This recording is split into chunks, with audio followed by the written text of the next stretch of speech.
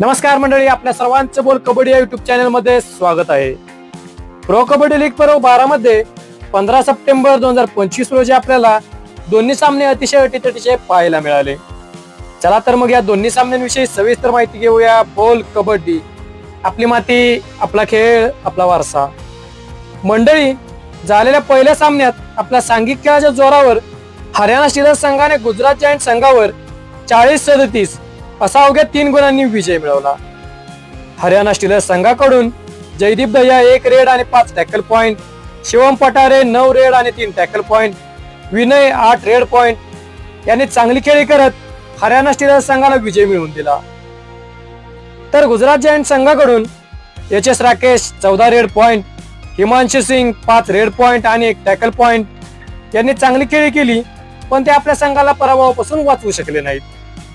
झालेल्या या सामन्यामध्ये हरियाणा स्टीलर्स संघाचा जयदीप दहिया हा टॅकल ऑफ द मॅच या पुरस्काराचा मानकरी ठरला। तर झालेल्या दुसऱ्या सामन्यामध्ये आपल्या सांघिक खेळाच्या जोरावर बेंगळुरू बुल्स संघाने तेलुगू टायटन्स संघावर 34-32 असा अवघ्या 2 गुणांनी विजय मिळवला। बेंगळुरू बुल्स संघाकडून अली रेजा 11 red point, Ganesha H 7 red point, Yogesh Dahiya 3 tackle point यांनी चांगली खेळी करत बेंगळुरू बुल्स संघाला विजय मिळवून दिला।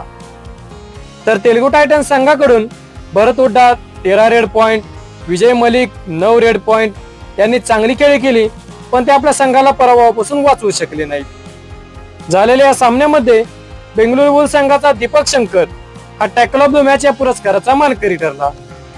तसेच बेंगळुरू बुल्स संघाचा गणेशा यच हा emerging player of the day या पुरस्काराचा मानकरी ठरला।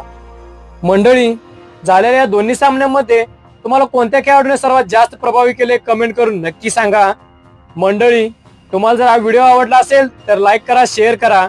तसेच कबड्डी क्षेत्रातील सर्व माहिती आपल्या मराठी भाषेमध्ये मिळवण्यासाठी आमच्या बोल कबड्डी या युट्यूब चॅनलला नक्की सबस्क्राईब करा।